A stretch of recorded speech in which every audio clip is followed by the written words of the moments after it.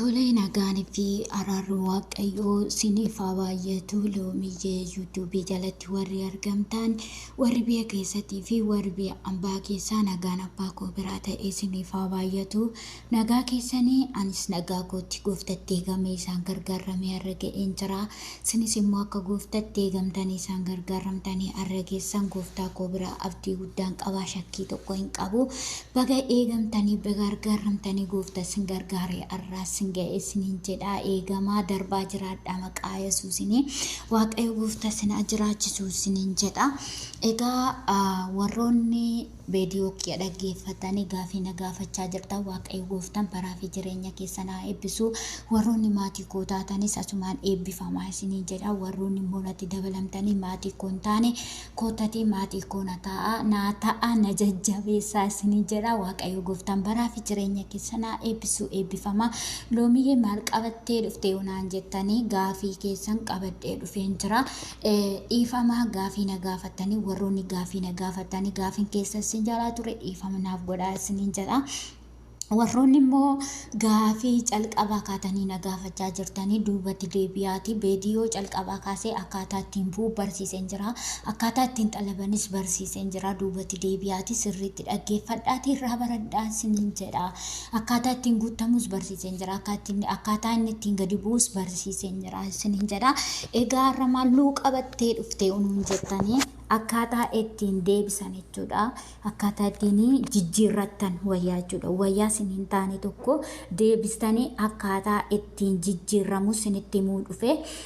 Waaqayyo immoo gooftaan baraa fi jireenya keessan haa eebbisu isinin jedha. Dhaggeeffattanii irraa barattanii na gaafachuu keessaniif guddaa galatoomaa isinin jedha.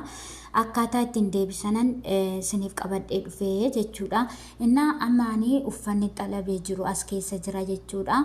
Uffata xalabee jiru kana naaf hin taane yoo ta'e jechuudha. Ani naa ta'u dhiisee miti amma jechuudha. Kana nani deebisuu barbaade sin barsiisuudhaaf ammalee ani deebisuu barbaadeeti miti jechuudha.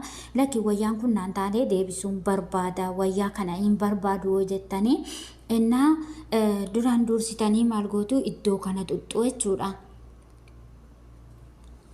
Innaa duraan dursitanii achi xuxxuu jechuudha. Lakkoofsitti barreeffamitti sana tuqattu jechuudha. Innaa maal gootu amma wayyaan kun naan taane nan deebisa woon jedhee innaa iddoo raayitii kana xuxxuu jechuudha. Raayitii itti gootu jechuudha. Raayitii itti godhee erga ka'ee booda ani isinitti agarsiisu dhumaaf jecha uffata sadiitti amma raayitii itti godheen jira. Naa ta'uu dhiisee otoo hin taane naa ta'ee jira. Sinumatti agarsiisa fanii isinin jedha. Erga raayitii itti gootaniin booda iddoo kana xuxxuu jechuudha. Iddoo kana erga xuxxaniin booda diimaa kenneera. Innaa erga diimaa kenneen booda as xuxxu.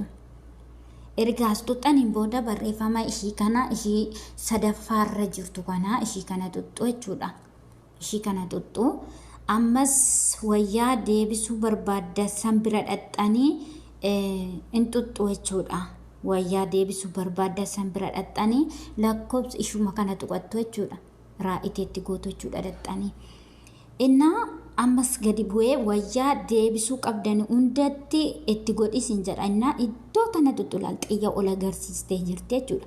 Sirriitti ilaalatii baradhaadha isinin jedha. Yoo sirriitti ilaaltan malee isinii galuu hin danda'u isinin jedha. Innaa ishii kana tuqattu. Erga ishii sana tuqattaniin booda as dhuftu jechuudha. As dhuftaniiti ishii kana xuxxu jechuudha. Innaa ishii kana erga xuxxaniin booda ookee ka jettu kana xuxxu jechuudha. Ookee jettuun jechuudha. Ookee xuxxu jechuudha. Innaa erga ookee xuxxaniin booda ammas ishii kana tuqattu jechuudha. Ishii kana xuxxuu as jechuudha. Ishii kana tuqattu. Dhiifamaa erga oggaa achi xuxxanii asitti sarara sinii kenna jechuudha. Oggaa achi xuxxan sarara sinii kenna. Ammas asitti raayitii godhisin jedha. Raayitii itti goota. Maal sinin jedha waalitii irratti barbaadda sin jedha birrii jechuudha. Waalitii irratti innaa akka achi keessa seenee sinitti agarsiisa raayitii itti gootu jechuudha as keessatti. Innaa erga raa'iteetti gootaniin booda ammas maal godhaa fiddanii dhuftanii iddoo kana xuxxoo jechuudha. Sirriitti hubadhaa obboloota koo sirriitti ilaaladhaa isiniin jedhaa. Amma wayyaan kee kan deebuu barbaadu birrii 80 riyaala birrii 80 naan jedha asitti ilaaladhaa jechuudha. Birrii 80tu sii deebi'aa naan jedhu. Isheen amma asirra tuqadha jechuudha.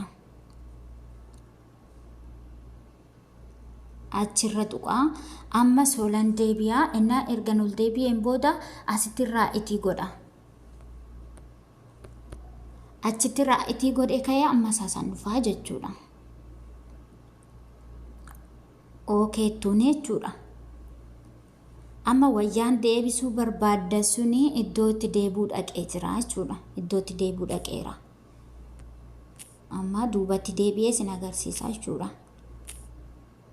Innaa wayyaan sin deebista sun eessarra dhufaa asirra dhufaa isiniin jedha. Wayyaa sin deebista sun asirra galee jira. Wayyaan deebistan asirra gale. Asirra galee jechuudha. Wayyaan ani deebisuu barbaade sun dhufee asirra galee jechuudha. Innaa wanti sin baruu barbaadan immoo birriin keessan harkatti miti kan isinii deebi'u. Uffanni dhufee fuudhamaa birriin keessan harkatti miti kan isinii deebi'u asumarratti isinii deebi'a jechuudha. Shein dhumarratti isinii deebi'a as keessatti jechuudha. Hoggaa deebi'u birriin keessan gizee deebi'u asirratti ilaallattu. Asirratti jechuudha. Hoggaa isinii deebi'e amma kiyya 0 irra kan jiru kuni birrii 80 wayii fi saantiba wayii naan jedhee ture miti. Birriin kiyya sun asirratti naa deebi'a jechuudha. Gaafa naa deebi'u asirratti naa deebi'a. Hubadhaa ishee waalitti ka jedhu kanarratti isinii deebi'a jechuudha. Innaa amma birrii isinii deebi'u sanis asumatti isinitti mee jira. Birrii isinii deebi'u san asumatti isinitti mee jira jechuudha. Duubatti deebi'ee isinitti ammas innaa wanti isin hubachuu qabdan ammas maal godhaa lakkoobsa ishii kana meeseejii ishii kana lakkoobsa ishii kana koodii ishii kana qabadhaadhaa isinii jedha. Koodii ishii kana gizee dhufanii uffata isinirraa fuudhan koodii gaafatu jechuudha. Koodii sana isinirraa gaafatanii wayyaa sana isinirraa fuudhu jechuudha. Koodii sun meeseejii isinii gala silkii keessanii irratti jechuudha. Innaa amma wanti eshi gizee xalabdan immoo xalabduu gizee xalabdanii amma waalitti ka jedhu amma birriin asirratti isinii deebi'ee jira miti. Amma fakkeenya xalabuun naqaan zim jedhee jechuudha. Zim jedhee tanii dhaqee xalabuu dhaqa. Zim jedhee jechuudha. Dhaggeeffadhaa zim jedheen amma isaan kana fudhadhee dhaqa jechuudha. Iddoo xalabanan deemaa. Ani xalabuu fi miti isinii jedheera zim jedhee tan naqa jechuudha. Innaa amma maal gootu ishii kanan tuttuqaa jechuudha. Bakka birriin keessan itti isinii deebi'u sin agarsiisu dhumaaf jecha jechuudha. Birriin keessan amma waalitti ka jedhu kanarratti isinii deebi'a gizee xalabdanii dhuftanii wayyaa isinii ta'e achi keessatti xalabdanii achitti as keessatti laallattanii as keessaa waalitti ka jedhu kanarratti birriin keessan asirratti isinii deebi'a. Birrii keessa isinii deebi'e sana asirratti guuttattu jechuudha. Yoo birriin keessa wanti xalabdassuun tirfii ta'ee birrii tirfii isinirraa fudhata. Birrii keessanii isinii deebi'e san qofa asirratti guuttu. Erga achirratti guuttaniin booda asirratti raa'itii godhisin jedha xalabeedha jechuudha. In xalabdaa jechuudha. Beediyoo kiyya hanga dhumaatti dhaggeeffadhaa waan wajjin turtaniif guddaa galatoomaa. Waaqayyo gooftaa sinaa eebbisuu eebbifamaa laa'ii gochuudhaan na jajjabeessaa na maddii dhaabbadhaa. Waaqayyo sinaa eebbisuu eebbifamaa isiniin jedha. Innaa eebbifamaa isiniin jedha. Waaqayyo sinaa eebbisuu dhiifama guddaa isiniin jedha. Innaa amma ishiin amma wayyaa sana deebisuu hin barbaadu jettanii duubattan deebi'a. Wayyaa sana deebisuu hin barbaadu lakkiin aafuu jettan immoo as dhuftu jechuudha. Bakka duraa sana deebitu. Bakka duraa kana deebi'aa amma isa kanaan deebisuu waan hin barbaadne fi keessaan balleessa. Keessaan balleessa jechuudha. Ishii kana tuqeetan dileetii godhaa jechuudha. Lakki deebisuu hin barbaadu wayyaa kana wayin nama biraatiif hin kennuu barbaadaa jettanii iddoo kana tuqxaniiti dileetii gootu jechuudha. Amma ani iddoo kana tuqeen dileetii godha jechuudha. Dileetii godha. Innaa raa'iteetti godhee asitti asis tuqa jechuudha. Amma raa'iteetti godheen as tuqa duubatti dhiifama duubatti na deebiseera ammasii wayyaan deebisuu barbaadu sana